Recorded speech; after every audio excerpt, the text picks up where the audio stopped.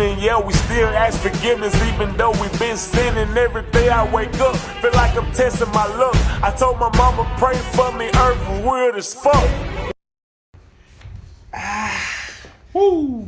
We in that thing, dog. Once again, dog. It ain't been that long, but it seems like it's been that long. It always feels far from home when we ain't in front of this mic, dog. Bro, I need that. I need it. It's a drug now, bro.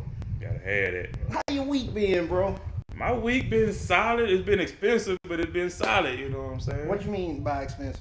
You know, new wash and dryer set. You know what I'm talking about? Them boys ain't cheap this day. Them boys ain't cheap this day. And you know, we went in there. Wife told me we just gonna get the washer. We're gonna spend about $700. We gonna be out of there.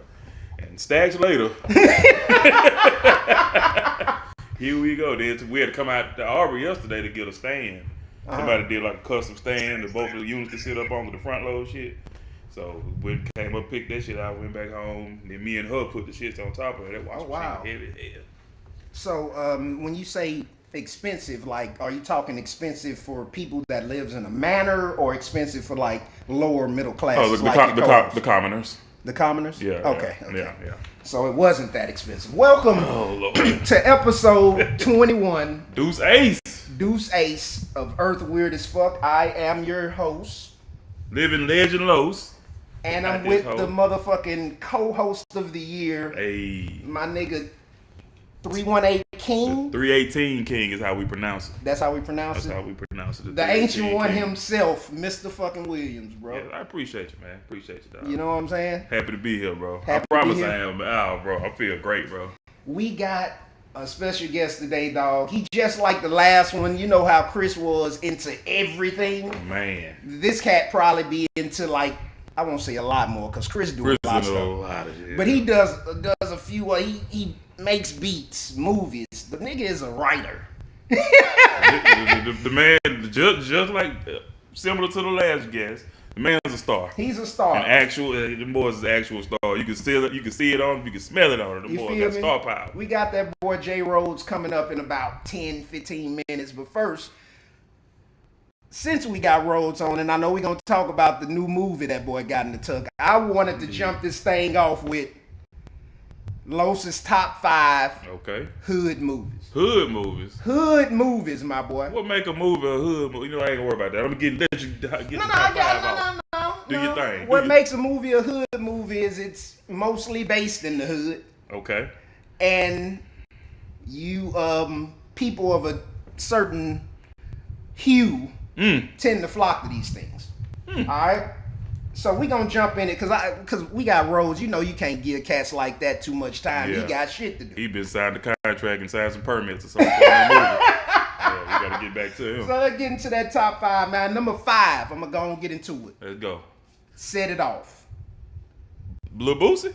No, we ain't talking about Louisiana anthems. I'm talking about Set It Off, Queen Latifah, Jada Pinkett Smith. She was Pinkett just then.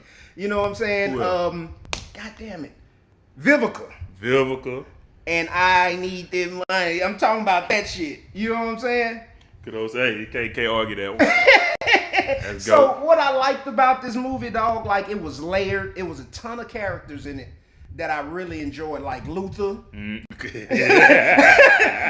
of course. Luther was that dude, dog. I enjoyed Vivica. She was about it. She was strong. She got shit done. You know what I'm saying? I didn't care for the little soft mouse friend. You know what I'm talking about. This chick.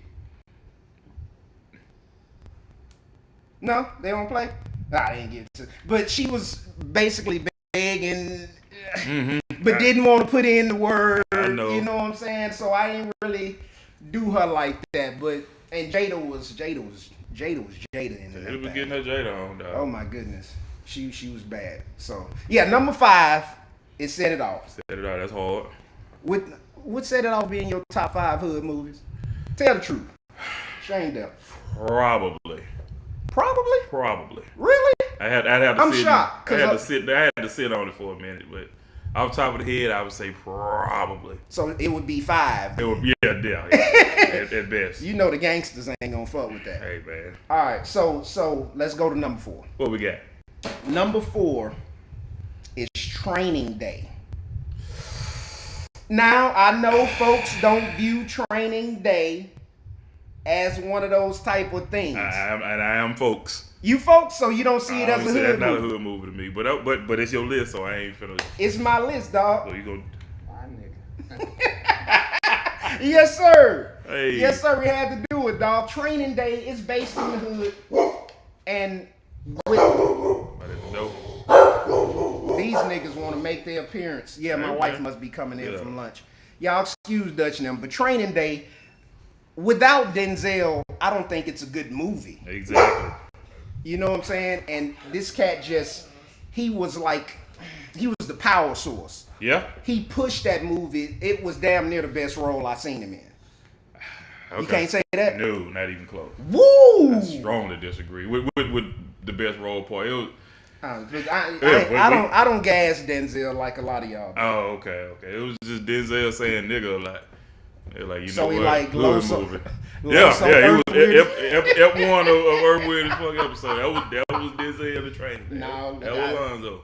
Okay, I'll take that. But why you don't think it's a hood movie though? Like, why don't you see I don't think enough of it was in the hood. I think the hood was more of a cameo, was a background piece than the forefront. Like the movie was him and the white cop driving through the hood. Yeah.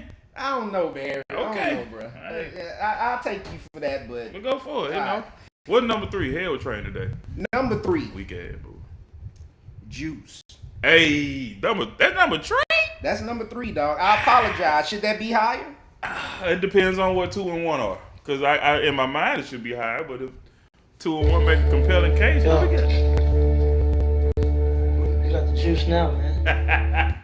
It's up, bro. Hey, Juice. Man. Look. R.I.P. Bishop. Every cat that was growing up that time wanted to be one of the members of Juice. I was one of the members. I was still here. I was one of them dudes. What you mean? I ain't want to be though. Didn't nobody want to be still, but he had the chill spot. Yeah. Everybody couldn't kick it in his spot though. For sure.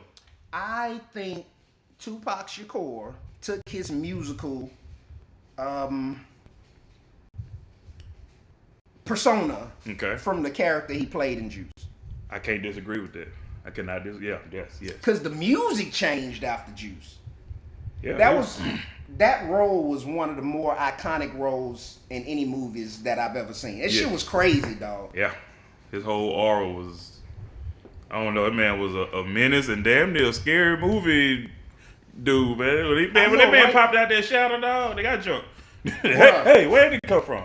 And then, like he wasn't, the beginning of the movie, people picked on him.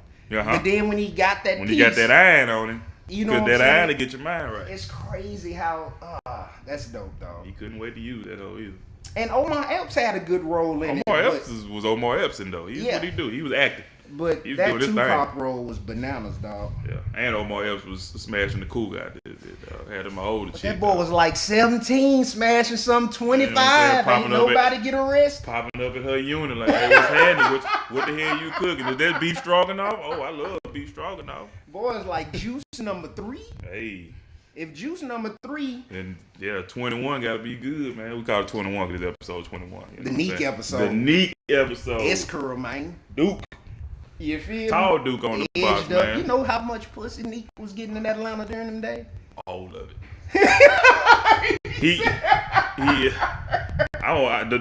The number that would probably be more astounding is how much he had to turn down.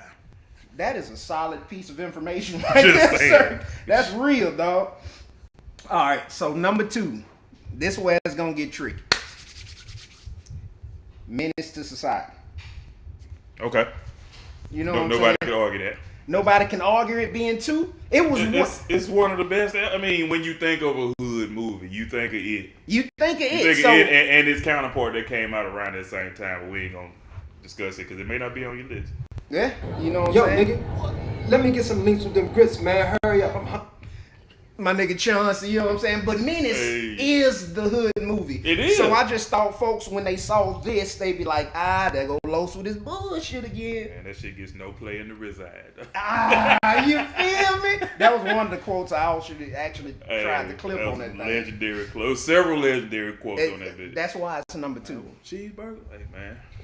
But y'all know the story of Menace, a guy growing up in the hood. Well, his mom was strung out, daddy got murdered, was raised by I won't say bums, the knuckleheads in the hood. Raised by the block. And became a member of, the block activities. Yes, sir. And like most black movies, he was about to move. But he got popped at the end, so that was pretty cool. I'm glad Faith Evans and Twister song wasn't out yet, because they would have played that bitch at the end. That whole they would have played that at the end, guaranteed.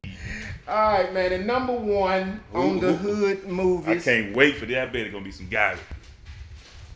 Fresh. Fresh. Look at Charlotte in the background, like Fresh. Hey, Fresh, hard. Dog. And I swear to God, I bet it's a ton of people that hasn't seen Fresh. I doubt that seriously. You do? I do. I doubt that.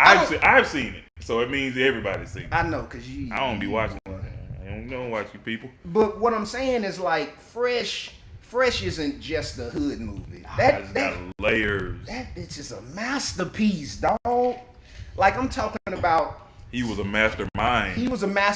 So, most hood movies that I come across are loud and noisy. This one isn't. Nope. It's paced perfectly. It seems slow, but it's always something going on. Yeah.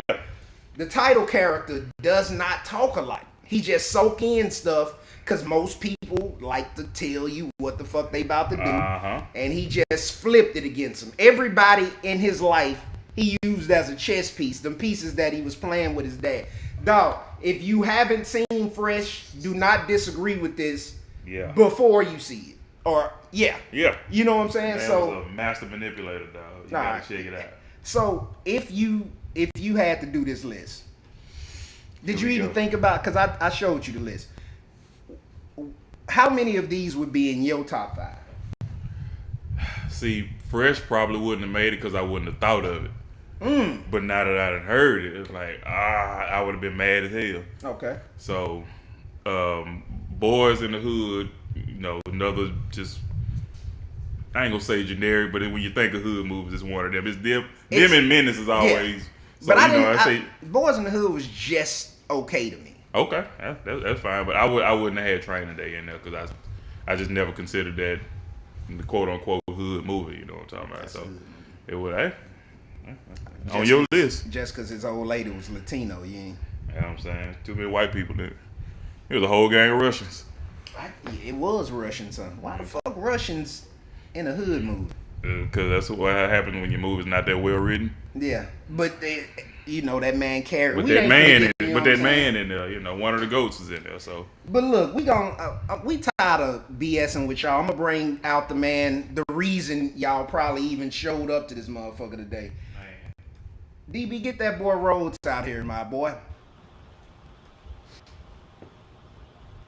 Hey, boom. Man, I want everybody to give it up for my dog, Justin Rhodes, dog. Y'all give it up for Rhodes, man.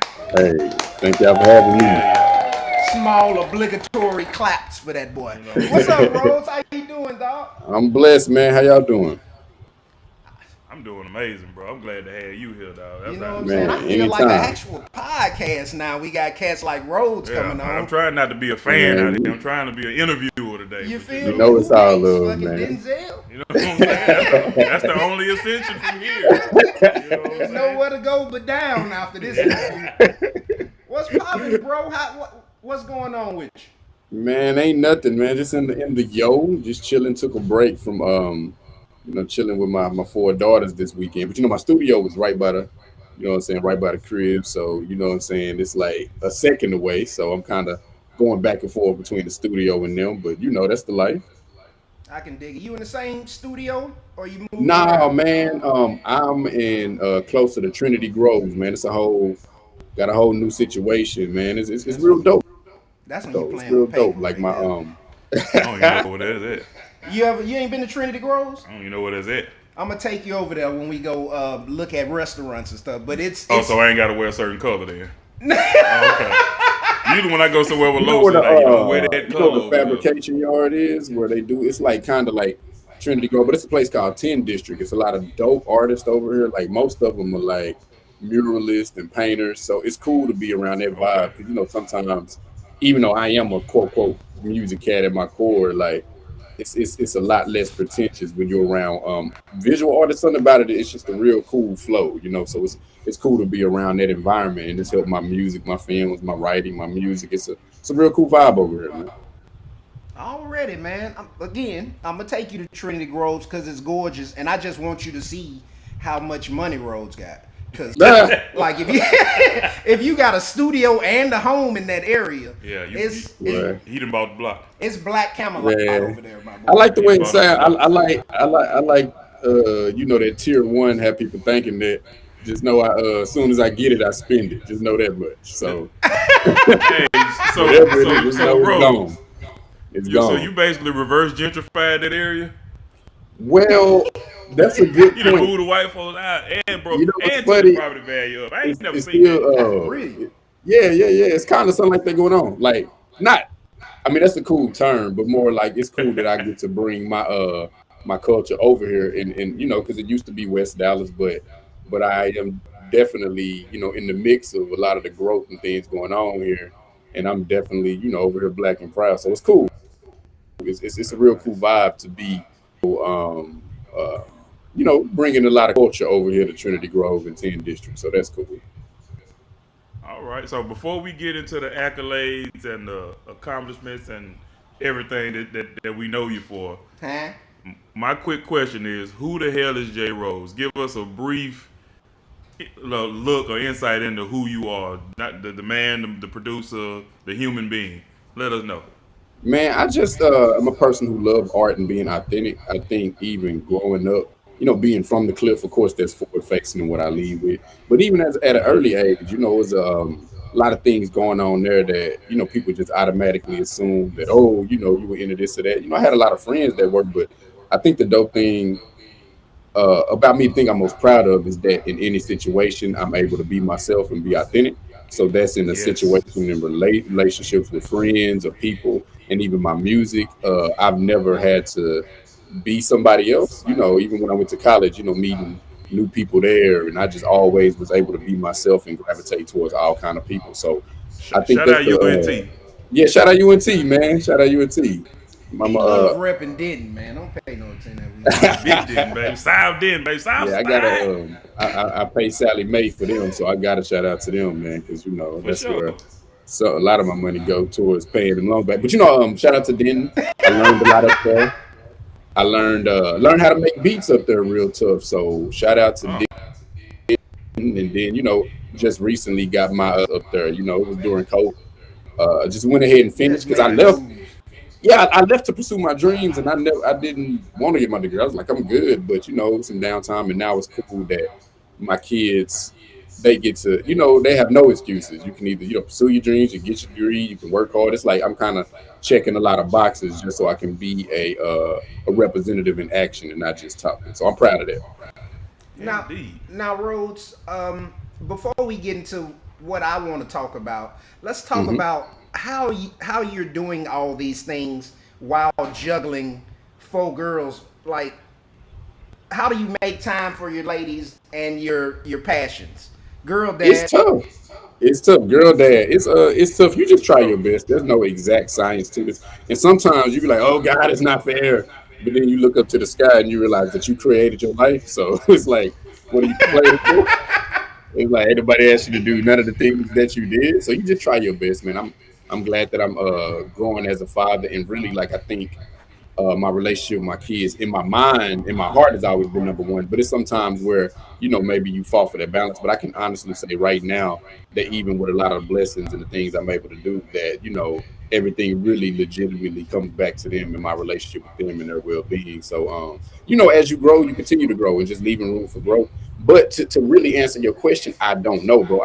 I'm pretty good with time management as it relates to the things I do.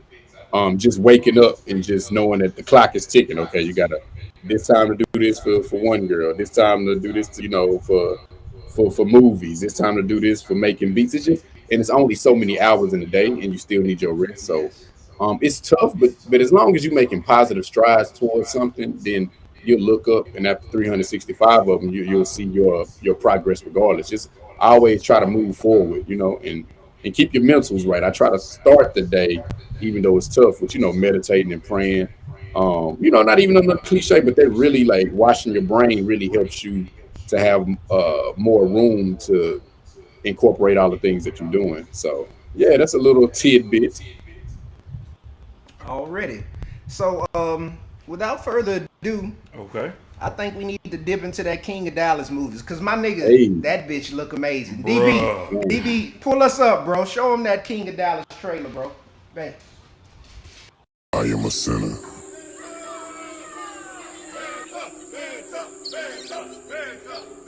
Who's probably gonna sin again.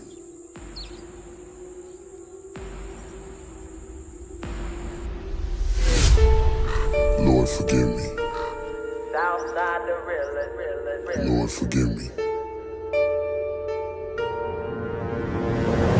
Things I don't understand.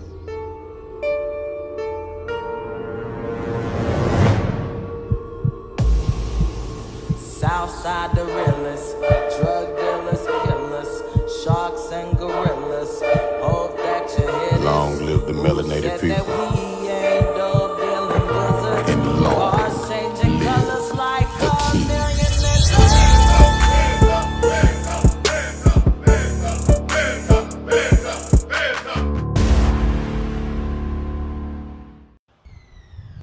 Fam.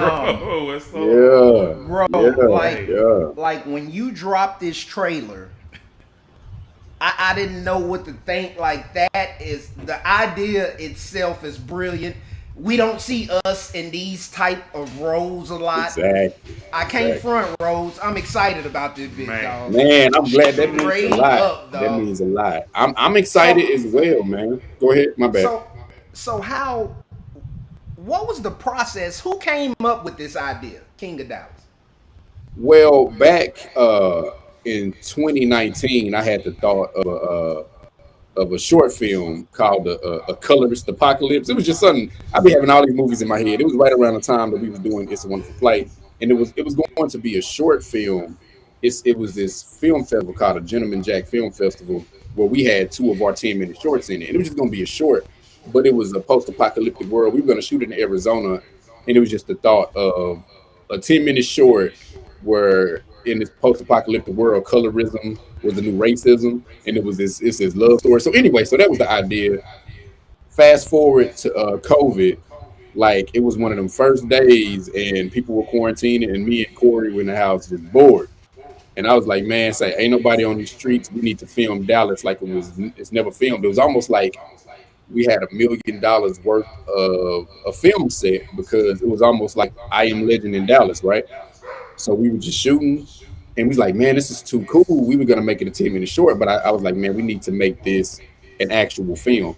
So we were working on It's a Wonderful Plight during that time. So King of Dallas kind of took a back burner seat until It's a Wonderful Plight dropped and did this thing.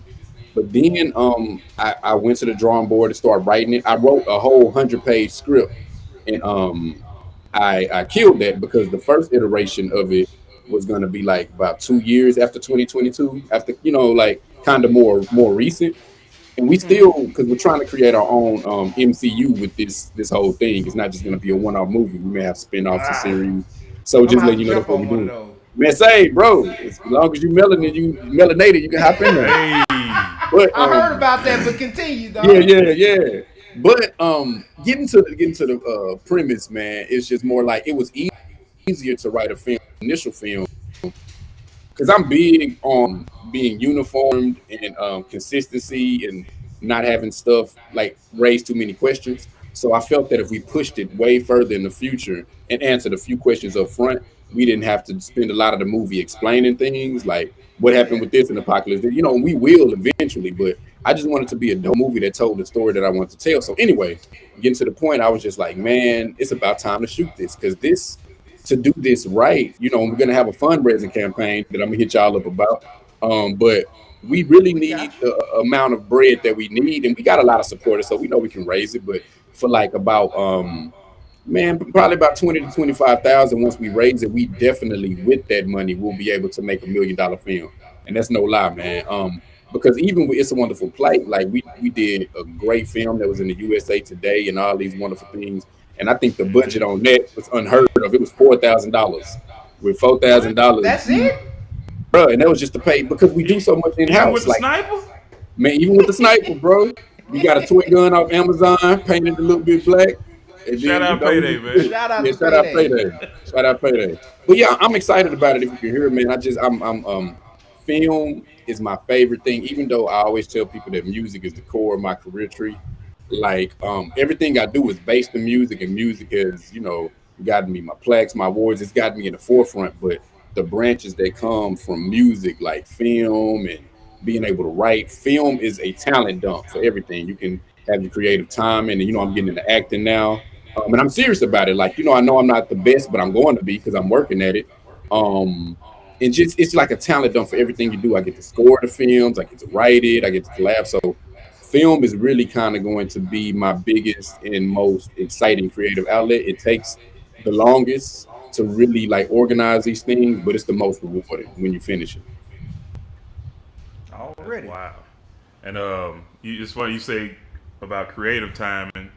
What I was noticing in It's a Wonderful Plight is you're pretty good with comedic timing as well. So I'm big on that. I'm big on the timing and when it hits, and You just big. you got some. God, the disrespect. I'm so used to it. And you know another thing, I got so many ideas. We're doing a sketch comedy joint. We got like it's coming. I want to be pause. Oh, but anyway, We let off gay stuff fly, dog. okay, let's do that. Ain't no Let's pause do it. button over here. Right? Rainbow Gang. I can't anyway. Ain't no pause, but but getting to it, like it's a lot of creative thoughts that I have, and after King of Dallas, it's just gonna we're just gonna keep putting out this high level content is what I like to call it, because that's what we're about. So yeah, just to your point, I'll be expounding on that comedic time and some with some projects. Nice. Very nice. Already, man. Now, you did mention the melanin.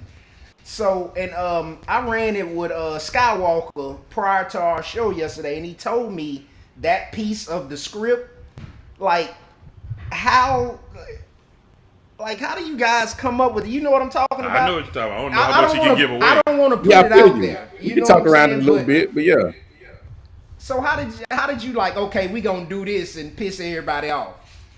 Man, I think with me and my art, it's like I've gotten to a point. I think God has directed me on this road because my trajectory in the industry has been like steady and really kind of self-made. Don't get it twisted. There's been a lot of people that helped along the way, but I've gotten to this point to where I don't know no other way but to piss people off, like because I don't care. It's not like I'm trying to do it on purpose, but it's more like I'm really Afrocentric. I'm really about telling real stories about us.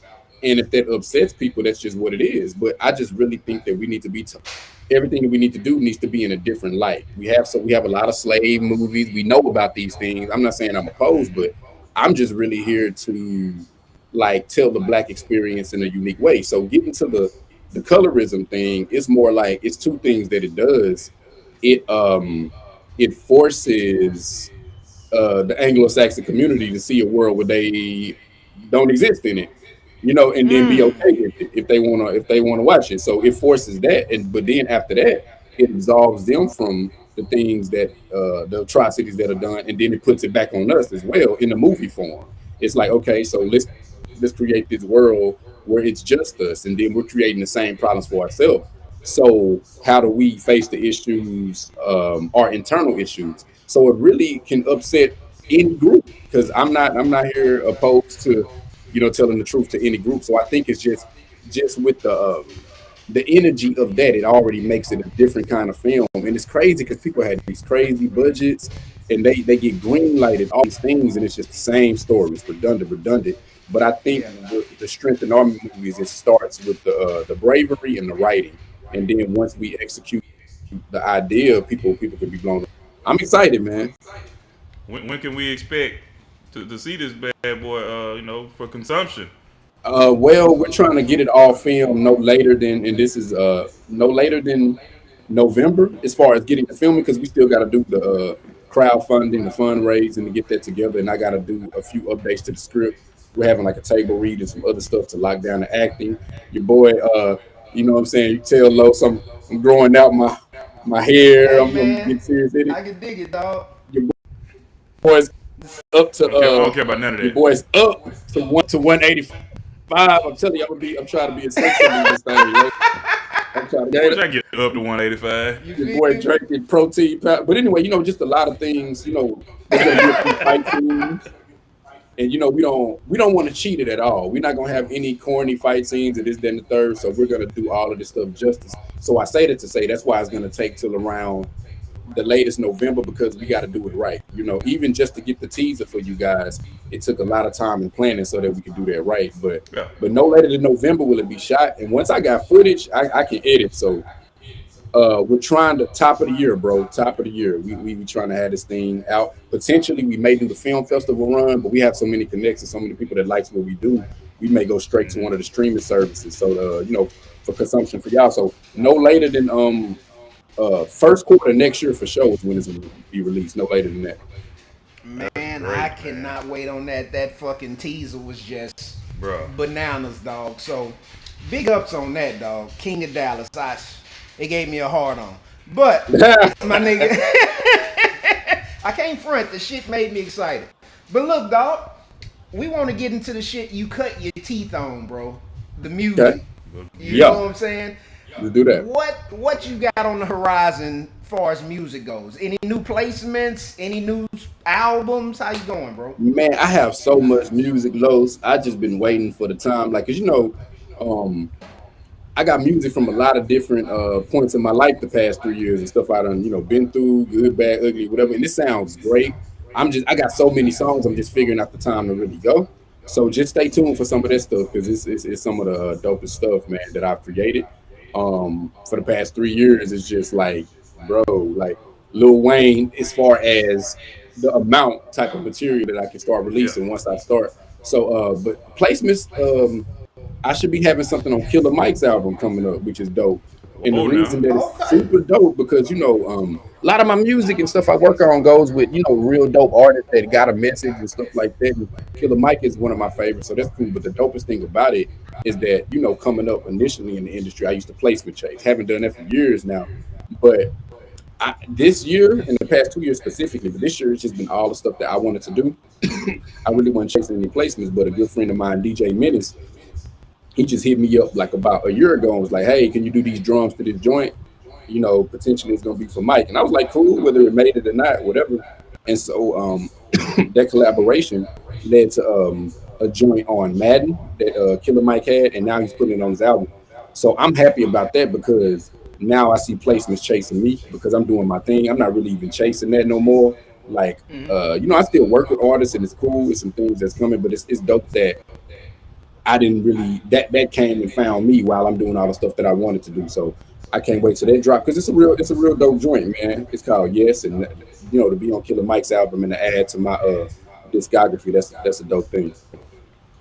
Already, dog. Like you told me about the mic placement, and I was like, man. And you say you don't chase them anymore. Like, what do you mean by that? You not submitting your music? You just letting them come to you, or? Yeah, I just make music, do my thing. The most advertising I really do, for the most part, I don't do too much because I think my presence in the quote streets is even stronger than my online presence. My online presence is cool, but I just post stuff online, and a lot of times people find it and want to rock with me there.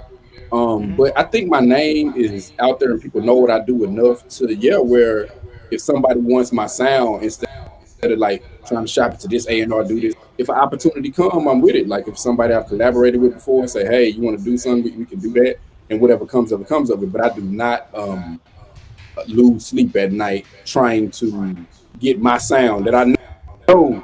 Anytime somebody's heard, no matter who it is, whether it's been Dre, whether it's been Game, like anytime somebody's heard my stuff, anytime I've had an opportunity, I've pretty much, got a placement. So that shows you how limited the opportunities are, though. So you can go crazy as a producer trying to really like have something that is dope enough or past dope enough to get on these projects. So I say I don't lose sleep about it at all. I'm having the best time of my life creating my brand and doing my thing right now, especially with the films and the music that I'm creating. Now, when you say you got a lot of stuff dropping, Are we talking about Justin Rhodes, the artist? Because you're a pretty dope rapper as well. Thank you. So we talking about you dropping your own stuff, or we talking beats? Man, me dropping my own stuff. Okay. Because I'm at the point in my career where I can kind of, I pretty much, most of the stuff I'm doing, unless it's a close friend or somebody that I'm really vibing with, is pretty much going to be my art. It's either, unless, of course, somebody, pays the right price and I like them. Of course, I'm down for those kind of collaborations, but it's either going to be, my movies, my collaborative ideas with my company, whether it's Corey or another friend or whatever, or, the music that I want to make or something like that. So most of the projects that I'm dropping are kind of like my vision and my version of the art I want to create. Indeed. Now, you say paid the right price and you liked them. What if the price had some extra zeros on it, but you don't really mess with them like that? You doing the project for them? Not in this season. That has been, and that season is I have just ended the season where there was a such thing as the wrong price. You know what I'm saying? So this is how you enter different seasons. I've just exited the season where it's like no matter the dollar amount, you know what I'm saying, I'm not gonna rock with them or whatever. And I know I'm trying to see if I'm wording it correctly, but just now, like it used to be to where, and I've been blessed to where the kind of beats that I make, the artist at least has to be able to chew gum and walk straight. I've never got somebody that I couldn't have molded into something where I can at least be proud of, thank God. But now, just because time is more valuable than my money, I think in this season it's kind of like, if I don't love it, I'm not doing it. That's straight up. And some of your producing credits, the names they fit exactly what you said. We talking Styles P, Royce the 5'9", Game, just monsters. And many more, but they're just off the top of the head. Boy, all them pictures in the studio with Drake. Man, go to hell, Rhodes. But look, dog. Hey, look, dog. You did a simple slogan, and it was so perfect that I had to bring it up. These beats ain't free, my boy. Yes, sir. How did you come across that, man? Man, about in 2015, 2016, it was like I was growing as a producer, and I was solid in there. I was like known as a quote. That was my first era of being a quote OG on the Dallas producer scene or whatever. But still, even after that, it still was an energy that everybody in the studio was supposed to get paid, but producers, the people who were driving the industry, it seemed as if we had to beg for our money. It was weird, even if you got it see like people didn't understand. And so around that time, Kendrick had dropped. We know the goddamn album. Don't say it because I'm tripping because that's my favorite artist. To Pimp a Butterfly. To Pimp a Butterfly. But yeah, so he dropped To Pimp a Butterfly. You know that this chick ain't free. So I just kind of was being funny. Like I used to be like, these beats ain't free, and then just from that little moniker, it turned into like a slogan. It turned into a book. It turned into a series, clothing line, and just the mantra that people know me for. Even when, it's kind of like, hey, these beats ain't free. It's kind of like the catchphrase, and it's cool, man, because it's cool that something like that still is so catchy and it's so branded that even when you're at the bank or at the gas station, people can identify you with that. So got another book coming out soon. It's getting edited right now, and it's called These Dreams Ain't Free. It's the second second installment of it. It's kind of like expanding because I'm getting into more than just beats. But yeah, that's how that slogan was started. And 7 years later, it's cool that it's still going strong, man. And that's still a brand upon itself. It's licensed, trademarked, and that's real cool that these beats ain't free. It's not only. Oh yeah, I should have said it like that. You owe me right now. You owe me. Nah, boy. Nah, but it's cool that it's a business now. It's a business, and it's a blessing to grow like that. The fact that you had to make that a slogan bothers me. Yeah, you're right. You know what I'm saying? Yeah.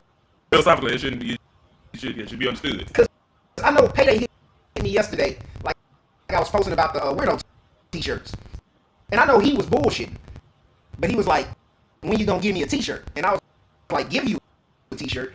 You should be the first one to buy a t-shirt. So how is it dealing with homeboys that be like, dog, let me get one of these beats for basically free. You know what I'm saying? Have you had to deal with that type shit? Maybe real early on, but not no more. It's cool because honestly, to be totally honest, typically where my brand is musically, and it's a little different with apparel and wardrobe stuff because that's the stuff that you can sell tons of, but it's way more affordable. You can buy, even if the shirt is $40, you can buy that, and that's cool, and that's a support. But I'm at the point to where I understand that everybody can't afford a $2,000 beat. You know what I mean? And so typically if we super cool and I know you're trying to do something, it's a few people that I still will work with, but I don't sell as many, but I do sell them. I know it's a particular person that is here to buy my product, and so I set it at a certain price and a certain standard so that that person buys it, and that's why I rarely really have people that aren't of a specific artistic skill set, because those are people that they aren't trying to rip beats off the internet, and they want a certain type of thing.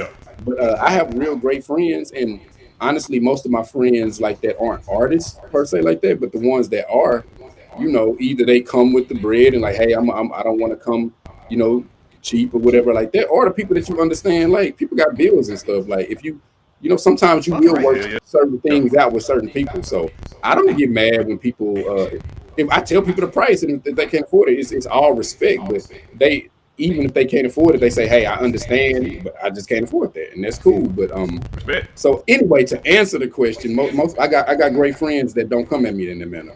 But most people that do, I don't have that many people that come at me like that. But every now and then it's rare. It's very rare. And I think it's because of the presence and the monikers and the energy that I put forward. People know not to come at me in that manner, whether, friend or just random. Yeah, bitch, I ain't cheap. Man, speaking of that comment you just said, so we still on these beats ain't free, but I need to know who came up with the rap character, bitch, I sell drugs. And then his album was going to be right. Oh, I sell drugs, bitch. I died, boy. I was dying. We gonna bring these beats ain't free back too to talk about that show. That's me and Corey, because we were gonna do a documentary. I think that show was super funny, but we freestyled it. It was almost more improv. I feel if we bring that show back, scripted in certain ways, it could be real cool. But anyway, I came up with that, but I think it was Derek, the guy who played BISD, he really owned that character. What's funny is that he wasn't even supposed to be in it. We went to the studio, I gave him an idea, and he took that character to the next level. So These Beats Ain't Free was a real dope growing time for us. But yeah, you set up the characters, and he ran with that one. He did a wonderful job. I about lost my shit. And he said, ironically, his album is gonna be called I Sell Drugs, bitch. I was done. Dog, you done dealt with some heavyweights, you know what I'm saying? I caught you early on in your career. I think early on, but I know the point we met. So I don't know if that was early on. But what's the placement or the person you got to work with that you said, damn, I might be on now? I think I know the answer to this, but I'm gonna let him answer.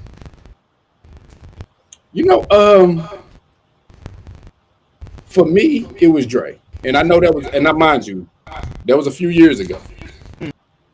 But it's just the story behind that. And a lot of my placements, like, yeah, okay. Because it's a man, it's one of those stories where I need to narrate it and I need to have a cartoon, is that amazing?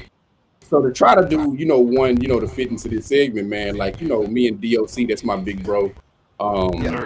He told me to send him a few beats, flip a few things. He was gonna send them to Dre. He sent him to Dre. Dre said he liked it. He was like, "Hey, little bro, send me some beats. I'm gonna go out and I'm gonna be doing some stuff with Dre." And so it was around during the COVID time. I'm like, man, well, I just so happened to be out in LA. Now, just to be totally honest, my just so happened to be out in LA. It was me buying the ticket. So hey, you can pull up. Man, he Dre and DOC, like, cause I'm used to people hearing my beats and just like getting wild by every one of them. But he liked them. But out of about 70 beats, he picked 5, and I was like, woo, that was intense. So we roll over there. This is around the time that DOC they were shooting this documentary as well. So the same people that shot the Last Dance documentary was in the car with us. They mic'd us up as we drove to Dr. Dre crib. His daughter Puma was there too. It was cool. It was cool. She was real cool. And so basically, getting to the point, we wrote. You said the same people that shot the Last Dance documentary? Yeah. Those people that shot his documentary. So it was cool, just to be meeting Dr. Dre on a music level, but on a film level also to see people, that were doing it. So we drive and we getting closer and closer. And mind you, I do not get nervous about anything's entry. I don't care. I don't get starstruck. I just, I'm really just, I'm just a dude out here. Not, people to me, that's how I treat everybody else. But it just was, as we drove up to the gates, it was more like, it was like all of my years, of just work kind of led up to this. I was just like, whoa, it's like almost entering Willy Wonka in the chocolate factory. I was like, wow. So we drive up to the gate, and then, this woman, she was just like, hey, so we say our names. It was like, hey, Doc and Rhodes are here to see you. And then I hear his voice like buzz him in. He buzzes us in. And as we drive up this hill to his crib, it's like the house doper and doper.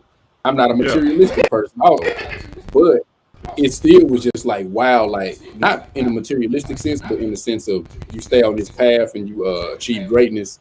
This is the type of stuff that you can get, by just doing what you love. So we go there and it's a moat. We walk across the moat. The house was so dope that it was cars all out in front of it, but I wasn't even tripping up the cars because the house was just beautiful. So we walk across the moat, and then it's this voice that you done heard your whole life, but this the first time you hear, and he's like, "What's up, DOC?" I was like, "Nigga, I'm in the middle." So we walk in, and he cool. You say it's a voice, like you actually heard it in person, but you've been hearing it your whole life. So, we talk whatever, and then we go down to the studio. They got studio is immaculate. His house is like the damn Venetian. He got all the studio snacks. Like, and that's what I'm big on. Like, I'm a geek. I ain't trying to be studio snacks. Studio snacks. Like, so any vice that you got, if it's liquor, if it's if you like filtered water, if you like coffee, if you like almonds, if you like whatever, it's all there. And that was the thing that stood out to me the most. So we over there chilling, we talking, and so they set up the film, and Doc introduced me to Drake, and he's real cool. It's just all love, man. And so he playing the keys. He was like, "Do you play keys?" I was like, "Nah, not really." He was like, "No, me either." So we walk in there. He just showed me up. He was like, "Man, I play a little bit." This motherfucker getting there playing Beethoven. I was like, "Bro, you don't respect." He's like, he just going hard. And then as I'm chilling, he was like, "Hey, J. Rhodes, you got some beats you want to press play?" I was like, "I can play some," but before that happened, a dude, y'all, man, say no bullshit. And it's the short version. It's long as hell, so y'all know the real version gonna be crazy. So the dude walks in and he says, "Hey, can I?" I'm like, "Huh?" Like, "Hey, yeah, J. Rhodes, you want some tacos?" He said, "Can I take your order?" And he had a restaurant in his house. So there you go. So he said, "Can I take your order?" Mofo says, "Can I take your order?" And then this dude said, and Dre was like, "Man, hey, J. Rhodes, we got some good tacos." I was like, "Man," he was like, "You want some tacos?"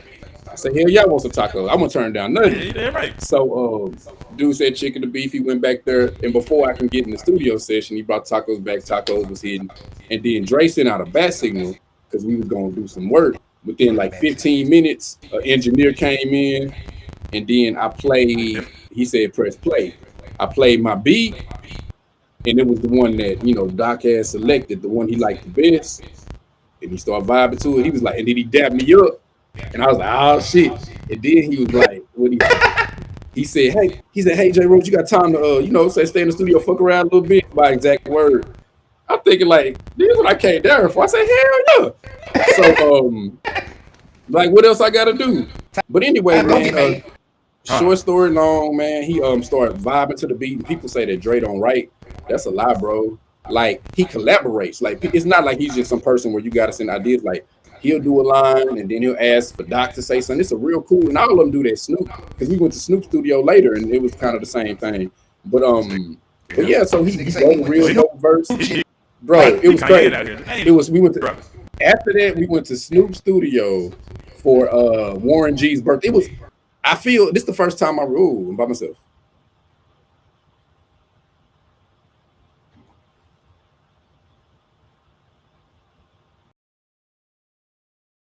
DeMarcus.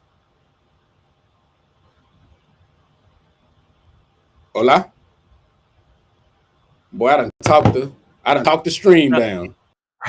Keep going. They can hear you. Los camera went dead or something. He was saying. Okay. Oh, they still here for the say I done talked the Yeah, stream they can down. still hear you. Barry can hear you. Okay. Blew up the damn street. Nah, but anyway, so he made a song to the joint, bro. It's real dope. Hopefully it drops. It's like it's one of I think the favorite songs that they created lately, because even one of the producers and one of my big homies, Focus, hit me up to send the stems, and y'all know what that means. But like I say, who knows? My thing is it's still my favorite musical moment, whether that song drops or not, because a lot of times, even with placements, you don't get to meet the artist.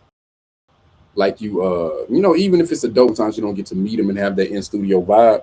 But just with that in studio vibe alone, whether the song drops or not, it was like one of my most magical musical moments. Guy in the chair says they can't hear me.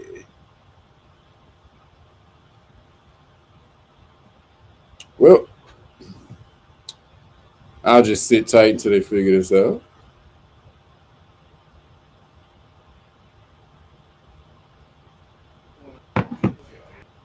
Okay.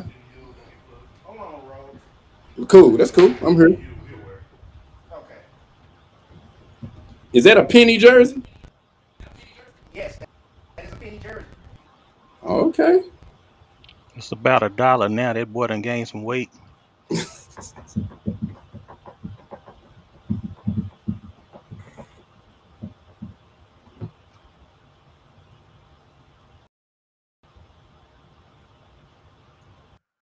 I think they refreshing it, man, because we had it's like on their end, it's like a delay on their vocals. That's cool. I was about done, so it's all good.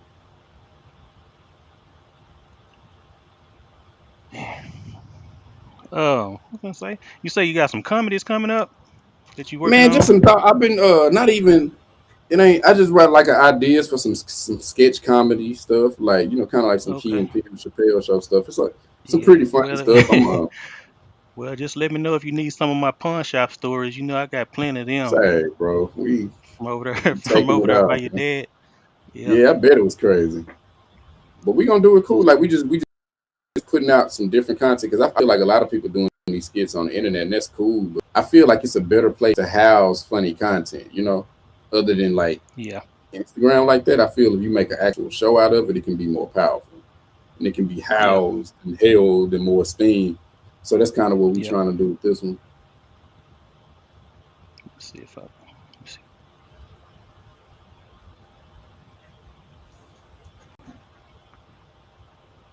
Let's see. Lotion, I need to adjust the camera. I mean the audio, because I can't hear nothing. I can hear Barry now.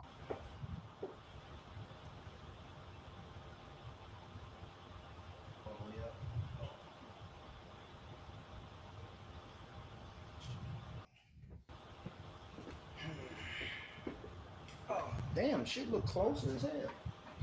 DB, you hear me, bro? DB. Fuck.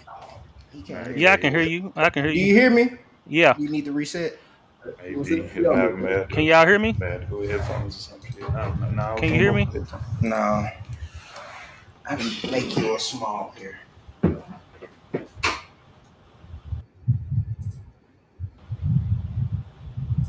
Come back.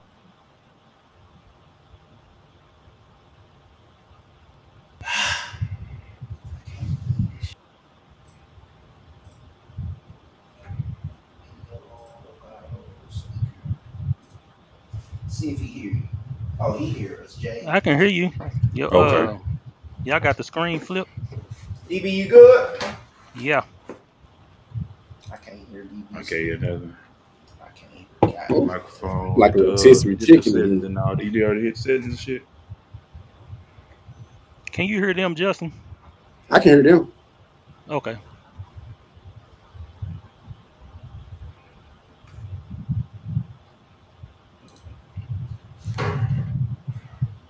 I plugged the mic. Yeah, I see that. Yeah, looking at that.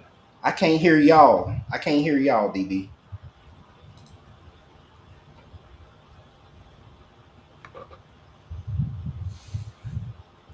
You know, you say you did the output and all that good stuff. I thought I did. What is it supposed to be set to? Fuck, dog. Just the default shit, huh? Yeah, output is default. What other options is even over there? Communication, headphones, speakers. Try it. Sound. DB, say something.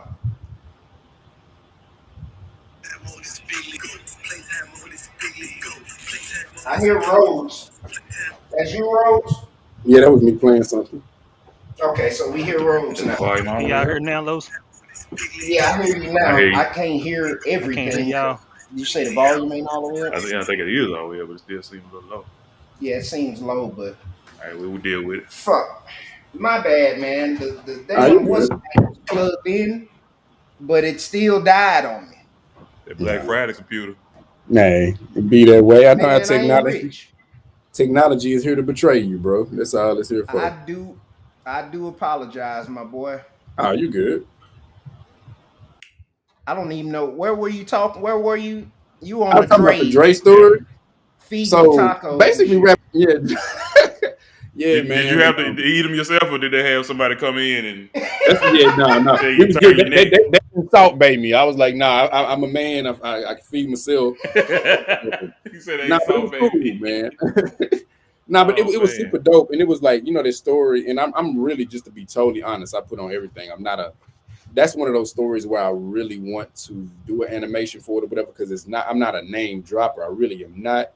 But that one, it can go on and on the people that I was around and just the dopeness, you know what I'm saying? Just so I'm gonna that's a real good version of it, but I'm really and I write about it in my second book, but I'm gonna do an animated story on that one because it really was a movie. But that was a blessing, and just to say that was my, out of all the placements, even though this is a placement potentially, that still was my biggest, best, brightest studio moment. Already, my nigga.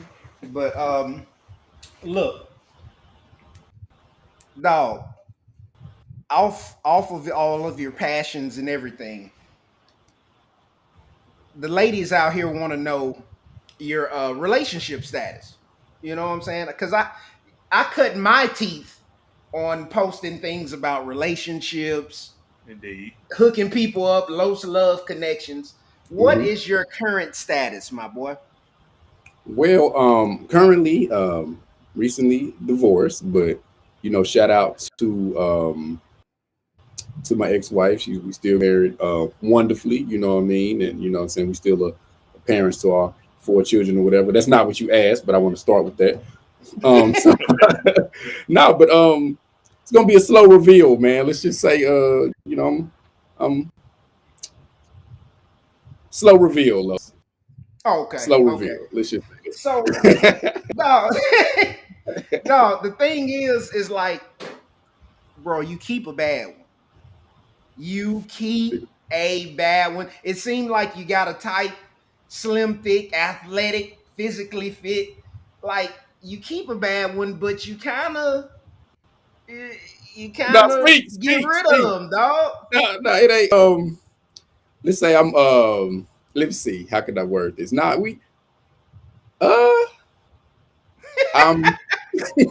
now, you know, let's just say that I'm just because you're great, you know, I can be a great friend to people. I can be a great musician to a lot of people. I think I am. I can be a great father and all those things. Let's just say that some people figure out the relationship thing. That doesn't mean I'm great in all aspects. I am growing though, you know, so I can't put all, you know, blame on one person. Of course, I have my views on certain things, on why they didn't work out, and so did other people. But I am a growing person as it relates to that, and I think that right now the version of me is, you know, so you know, relationships is something that I have got in and that I'm working on, and I'm really working. I mean, I think right now I am a better me, so you know, focused on taking things, you know, slow, but I'm really focused on just being the best father I can be, and everything else trickles with that. But yeah, that's real. I just think that greatness doesn't automatically transfer to every aspect of your life. And I think it's been a blessing. I've been blessed to have like as you say, you know, bad ones. That's a blessing. But now I'm just kind of focused on if I'm blessed to get it, keeping that bad one. I can dig it, my boy. So, Pete Gang, why don't you come on the Lost Love Connection? Hey. Well, tell me about it. Tell me about the Lost Love Connection. You've never seen it? Man, I've never. You have a. I've seen a lot of your topics, so you can forgive me as somebody that would call you a dear friend. If it's is it a show? No. Okay, so I know you busy, my guy. So you don't get the bullshit on Facebook like I do, average Joe. So what I do, I'll take an eligible bachelor, indeed, or bachelorette. I'll post pictures of them, and give a good scripting about who this person is, what they do, what they enjoy, and then I'll make the post, and people will basically inbox me saying, "Hey, I'd like to go on a date with this person." And I don't pay for the date. I add what, $50? I give $50 on the date. If you actually go on the date, I'll give you $50. I know that's chump change to niggas with gold plaques in the back of them. 50, bro. But, you know they don't pay you for them plaques, but that's cool. You got it. You know. But anyway, go ahead. You took a swim in Dre's moat. I don't want to hear it. Whoa, doggy paddling. Spit water out. No, look. Straight up. I bring people on and people inbox me. And actually, in a couple of weeks, we're going to have a couple that I put together in studio. Yes, sir. Talking about how the Love Connection brought them together. They've been on trips and shit. That's wild. Whenever you got time, you're busy. You got your scripting and shit. But come to the Lost Love Connection and I can get you a quality top piece of, I won't say trim, a nice girlfriend. Appreciate that. A nice girlfriend. Nice young lady. Let me say, that's dope. Let me say this, and here it ain't even your topics. It's just hiding here. So if y'all see me like a Baptist preacher, it's hiding in the studio. Yeah, whatever. Nah, but let me say, I'm.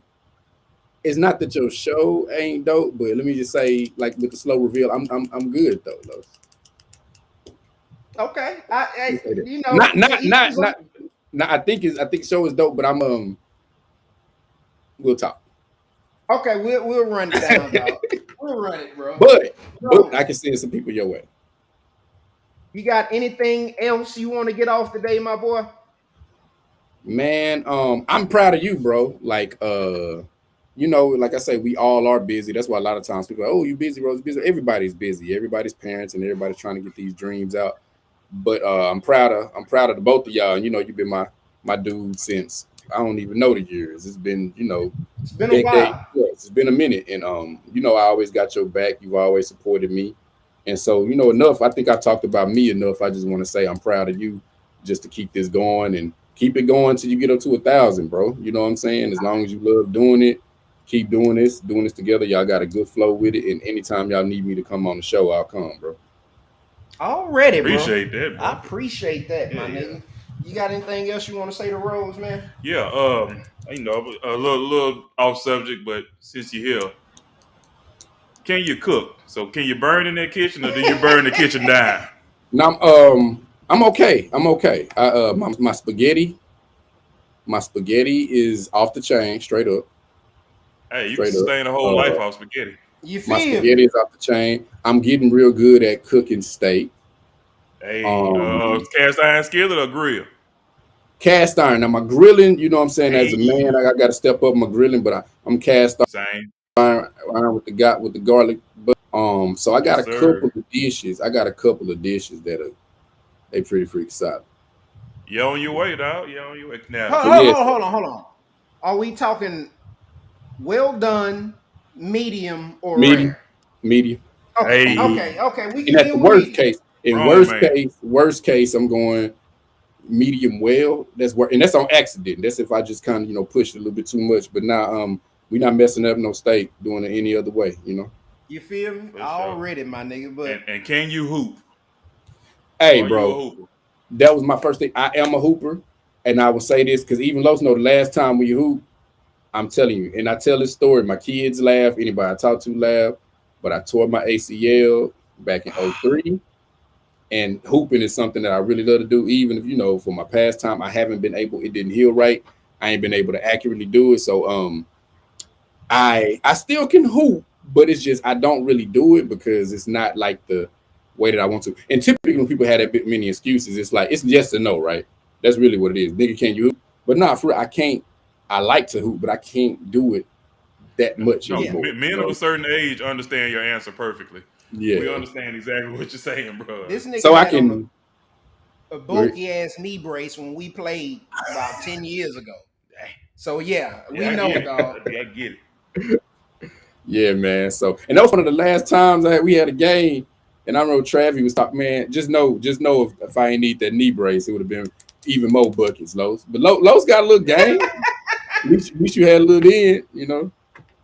Hey, man, you know, I got the W that day. I like to say shit like that, man. Yeah, you got the dub. You got the dub. You should. Rhodes, I'm sorry about the difficulties. I didn't check my computer. Bro. It died on me, and it was plugged into the charger. But, dog, I appreciate you for doing this for me. You don't even know how much you just coming on will raise the stock in EWAF, bro. And I appreciate you for real, man. Give it up again for my boy J. Rhodes, bro. Look, until next time, my boy. Peace, man. Thank y'all for having me. Let me go. I thank you. Throw it up. Hey, you gotta throw up the EWAF, bro. Hold on, what we doing? We doing this? You doing? Hey! Oh, let me see. I know, right? This shit way out there. 90-degree angle. That ain't even a V. That nigga shit a U. I'm gonna fuck with your Rose, bro. We'll talk. All right, peace. Thank y'all for having me. Y'all be safe, man. We'll talk with some more. Peace out. All right, peace. That was really fucked up. Hey, man, we're going to push through, bro. The show must go on, and the show went on. The show went on. We pushed through. Through the frustration and the... We can't have guests like Rhodes on and your computer died. I know. Why did it's been plugged into the fucking computer. Never died. It's plugged in to the charger. It waited for a live episode. So your computer, a whole boy, H-A-N, dog. H-A-N. You took the word, yeah. So, oh my God. So we know that Asa is a hater. It's a hater, dog. Yeah, it's trying to stop your shine, dog. It see the glow up and it try to cut the lights off. It gotta be. And so we know what it is, dog. That's all right. We gonna end it like this, dog. The world according to Los. Yeah, too. Ladies, this for the ladies.